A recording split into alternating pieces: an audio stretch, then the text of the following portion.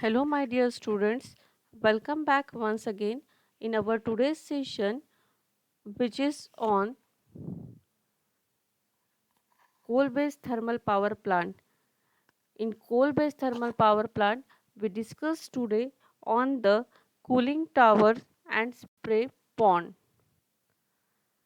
Now, students, what is the cooling tower? In a cooling tower, the amount of water which is large is divided in smaller quantity partially practically of the size of drops. These water drops fall from a height of 8 to 10 meters to the bottom of the cooling tower.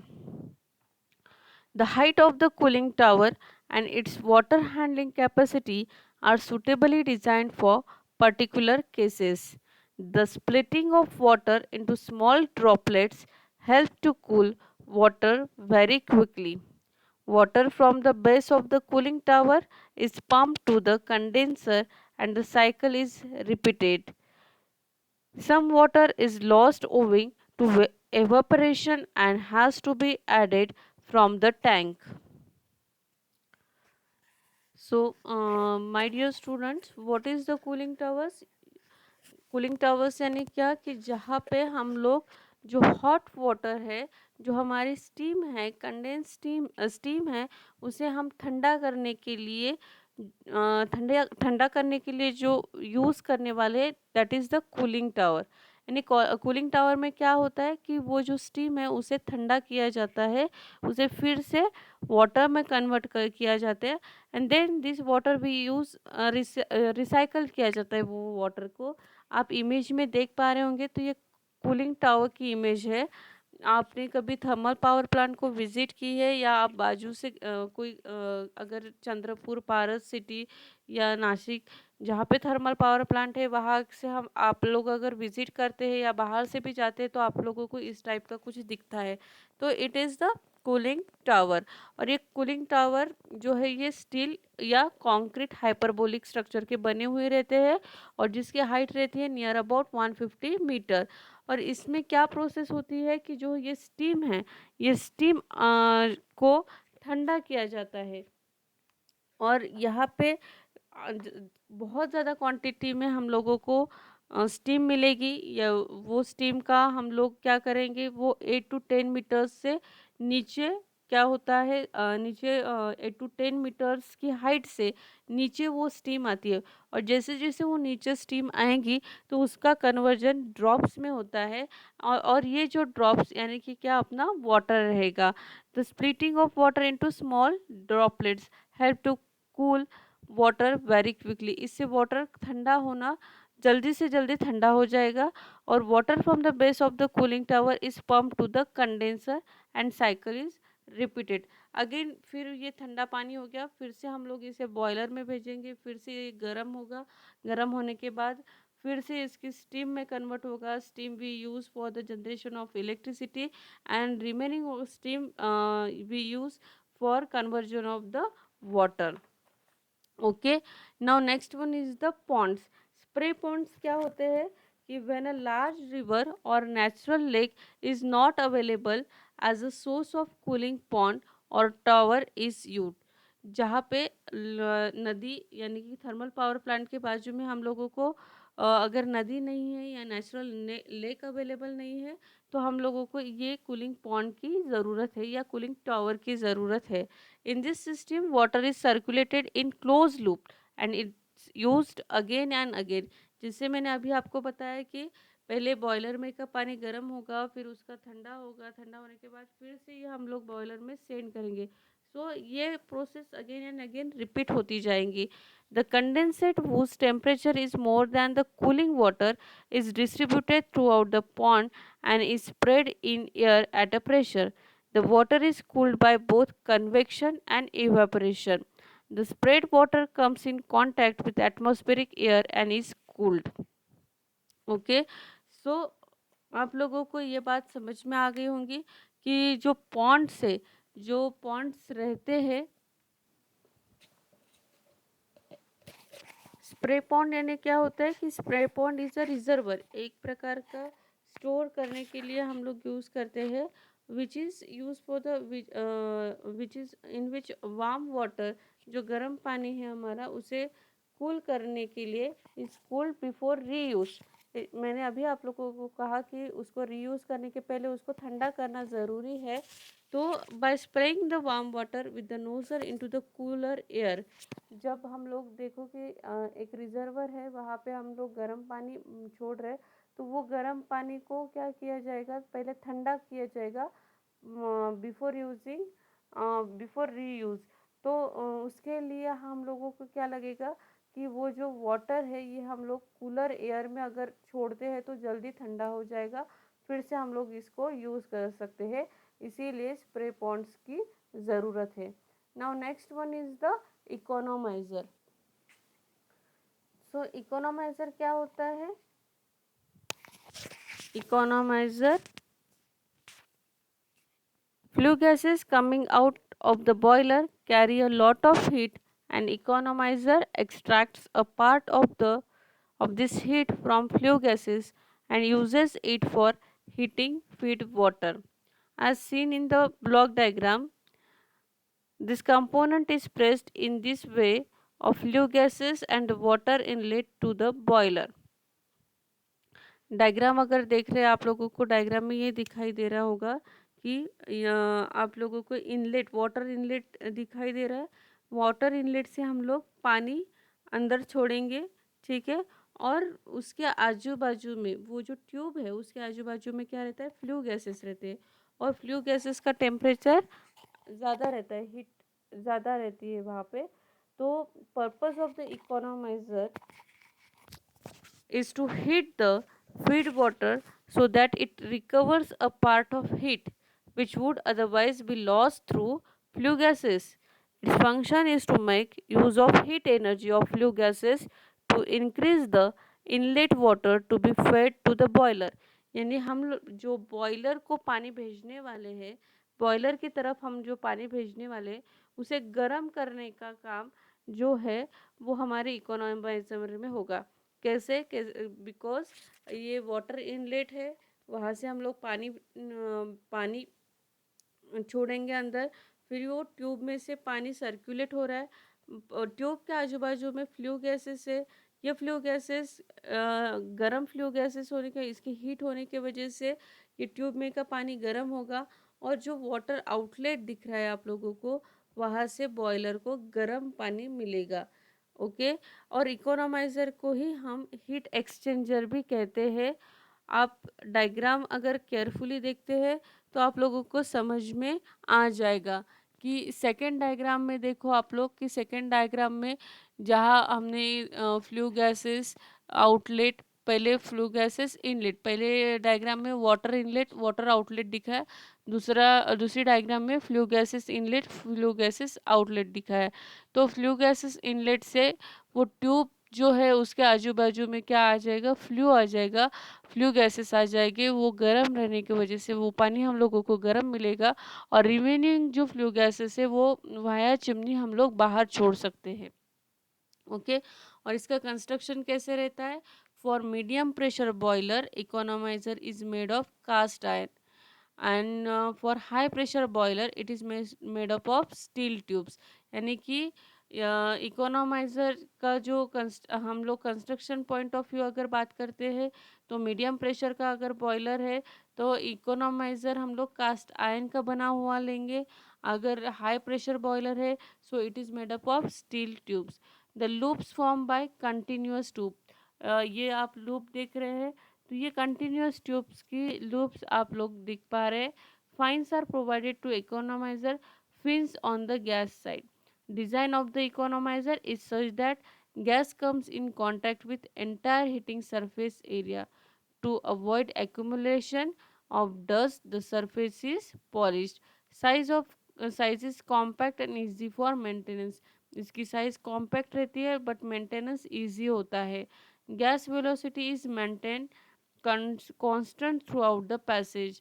यहाँ से जो flue gases की velocity है ये maintain रहती है कि वो पैसेज में से कॉन्स्टेंटली फ्लो हो सके। The passage is straight. Okay, so what is the advantages of economizer? though it improves the boiler efficiency per 5 degree centigrade. Rises in feed water temperature efficiency increases by 1 degree Celsius 1%। अब देखो, अगर यहाँ से हम लोग ठंडा पानी directly boiler में छोड़ेंगे तो क्या होगा, उसे गर्म करने के लिए टाइम लगेगा। और अगर हम लोग ये प्रोसेस इकोनोमाइज़र में से जो पानी जा रहा है वो हॉट वाटर बॉयलर में जा रहा है, तो वो पानी क्या होगा, जल्दी गर्म हो जाएगा। सो इफ़िशियंसी ऑफ बॉयलर क्या बढ़ेगी, इफ़िशियंसी ऑफ बॉयलर इंक्रीज़ होगी 5%, 5 डिग्री सेंटीग्रेड से।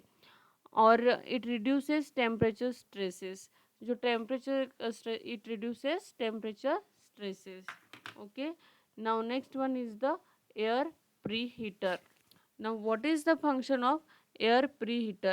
The function of air preheater is to preheat the air before entering to the furnace by utilizing some of the energy left in the flue gases before exhausting them to the atmosphere. And क्या होगा, if the hot air is used in the boiler, it helps the fast combustion of the coal. Since the entire heat of the flue gases cannot be extracted through the economizer, air preheater are employed to recover some of the heat in these gases. An air preheater increases the temperature of the air supplied for coal combustion. The main advantages of preheating the air are that it increases steam capacity per square meter of boiler surface and also it increases the thermal efficiency. अगर हम लोगों को कोल combustion fast करना है, तो अगर वहाँ हम हॉट एयर छोड़ेंगे तो हॉट एयर का यूज़ हम अगर बॉयलर में करेंगे तो कोल कंबक्शन फास्ट होगा। अगर since the entire heat of the flue gases can not be extracted through the economiser, यानी कि जो भी हमारी हीट फ्लू गैसेस थ्रू हम लोगों को मिलती है ये हम बाहर नहीं निकाल सकते हैं। और जो एयर प्रीहीटर है वहाँ पे air preheater are employed to recover some of the heat in this gases. Air preheater increases the temperature of the air supplied for coal combustion, यानी कि वहाँ का टेम्परेचर इंक्रीज करने के लिए एयर प्रीहीटर का यूज़ किया जाएगा। और इसका एडवांटेजेस क्या है कि जो ठंडी एयर है उसे हम प्री हीट करने के लिए एयर प्रीहीटर का यूज़ कर रहे हैं, जिसके वजह से स्टीम की कैपेसिटी पर square metre of the boiler surface increase होगी। और अगर बॉयलर का स्टीम कैपेसिटी इंक्रीज होगी यानी कि थर्मल इफिशियंसी ऑल्सो इंक्रीज होगी। तो आप लोगों को समझ में आ गया what is the air preheater. Simple है कि हम लोगों को अगर कंबक्शन ऑफ कोल करना है, फास्ट कंबक्शन ऑफ कोल चाहिए, तो इसके लिए हम लोगों को हॉट एयर यूज़ करनी है बॉयलर में। फिर ये जो एयर प्री हीटर यानी air pre heater, pre heater यानी पहले हीट करना, ओके, तो एयर को पहले हीट करना, इसका ऐसा मीनिंग हम लोग निकाल सकते हैं। तो एयर प्री हीटर अगर हम लोग पहले से गर्म हवा यूज़ करेंगे तो क्या होगा कि वहाँ का टेम्परेचर इंक्रीज़ होगा और उससे कोल कंबक्शन फास्ट होगा। कोल कंबशन फास्ट हो गया तो बॉयलर में पानी गर्म जल्दी होगा, इसके वजह से हम लोगों की बॉयलर की इफ़िशियंसी इंक्रीज़ होगी। एडवांटेजेस क्या है, the fuel used is quite cheap, less initial cost as compared to other generating station. It can be installed at any place irrespective of the existence of the coal. The coal can be transported to the site of the plant by rail or roads. यानी कि thermal power plant के अगर हम लोग advantages disadvantages की बात करते हैं तो fuel used in quite cheap. Thermal power station has a less initial cost as compared to the hydroelectric generating station, or it requires less space as compared to the hydroelectric power station. इसे कम जगह लगेंगी as compared to the hydro power plant, और fuel की cost भी कम रहेगी as compared to the other, और it can be installed at any location irrespective of the coal mines की, जहाँ पे कोल माइंस है और जहाँ पे इजीली हम लोग कोल ट्रांसपोर्ट कर सकते हैं बाय रोड और रेल, वहाँ हम इजीली इंस्टॉलेशन इसका कर सकते हैं। और थर्मल पावर प्लांट की कॉस्ट, इनिशियल कॉस्ट ये कम रहती है। इसके डिसएडवांटेजेस क्या है? तो it pollutes and atmosphere due to producing large amount of smoke and fumes. The running cost of the thermal power station is more as compared to the hydropower plant. Higher maintenance cost and operation cost. इसका maintenance cost ज़्यादा रहता है, operational cost ज़्यादा रहता है। इसे skilled person की ज़रूरत रहती है फॉर इरेक्टिंग और maintaining the power station. Starting time is quite high as compared to the other. Efficiency of thermal power plant is quite low. Okay. और थर्मल पावर प्लांट की वजह से पॉल्यूशन ज़्यादा होता है, क्योंकि जो स्मोक बाहर पड़ता है और या फ्यूम्स बाहर पड़ते हैं, उसके वजह से पॉल्यूशन, एयर पॉल्यूशन ज़्यादा होता है. अब साइट सिलेक्शन की अगर हम बात करते हैं थर्मल पावर प्लांट की, तो first we need the fuel. और फ्यूल यानी कि कोल हम लोगों को लगने वाला है. So steam power plant should be located near the coal mines so that transportation of cost of fuel is minimum. अगर हम लोग स्टीम पावर प्लांट या थर्मल पावर प्लांट जो कोल माइंस के बाजू में अगर लगाते हैं, तो ट्रांसपोर्टेशन कॉस्ट हमारी कम हो जाएगी. या ऐसे जगह पे इंस्टॉल करो कि जहाँ से transport coal transport by train और रोड से इजीली हो सके. Then next one is the water available होना चाहिए, as huge amount of water is required for the condenser. Therefore such plant should be located on the bank of the river or near a canal to ensure the continuous supply of water. इसे water की ज़रूरत रहती है, ज़्यादा amount of water हम लोगों को लगता है फॉर कंडेंसर. तो सब thermal power plant is located near to the river और the canal. Then transportation facility. Again transportation facility is related to the coal. जो मटेरियल या कोल तो है ही एक, और सेकेंडली कि जो भी ट्रांसपोर्ट मटेरियल हम लोगों को लगने वाला है फॉर स्टीम पावर प्लांट और थर्मल पावर प्लांट, तो मटेरियल या मशीनरी इजीली ट्रांसपोर्ट फैसिलिटी होनी चाहिए, कि जिसके वजह से हम लोगों का काम रुकना नहीं चाहिए. Then distance from a populated area, कि सिटी से दूर रहना चाहिए, अवे फ्रॉम द सिटी. वह बिकॉज थर्मल पावर प्लांट से जो फ्यूम बाहर निकलता है या स्मोक बाहर निकलता है, तो उसकी वजह से सराउंडिंग एरिया में एयर पोल्यूशन ज़्यादा होता है, और इसकी वजह से जो डिसीज़ होने की चांसेस बहुत ज़्यादा है. तो इसीलिए जो पॉपुलेटेड एरिया से दूर रहना चाहिए thermal power plant. Okay. So my dear student, I hope you understand all the things. Thank you very much.